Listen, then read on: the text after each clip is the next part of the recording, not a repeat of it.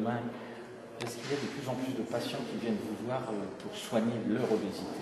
Oui, oui, c'est vrai. C'est essentiellement par le biais de bouche à oreille. On a aussi quelques patientes qui sont adressées par des médecins généralistes, des médecins endocrinos, nutritionnistes, mais c'est essentiellement du bouche à oreille. Alors, est-ce que la seule solution chirurgicale, c'est l'anneau gastrique? Non, c'est la plus connue du grand public.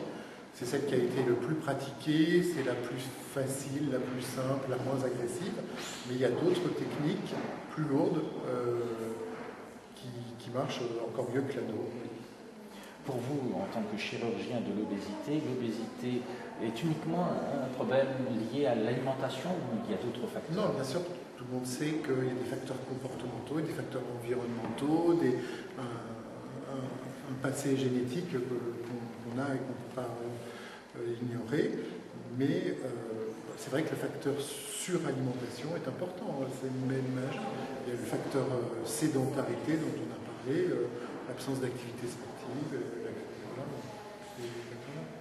Après s'être fait poser un anneau gastrique, est-ce que la vie reprend comme avant? Comment vos patients voient leur vie après? Lorsque l'anneau est un succès, on assiste en effet à vraiment des renaissances qui sont extrêmement gratifiantes, puisqu'on s'occupe quand même 9 fois sur 10 de femmes, de femmes entre 25 et 40 ans.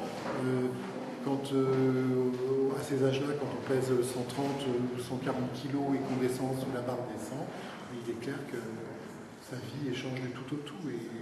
Et c'est aussi une gratification de cette discipline, c'est de voir les réussites.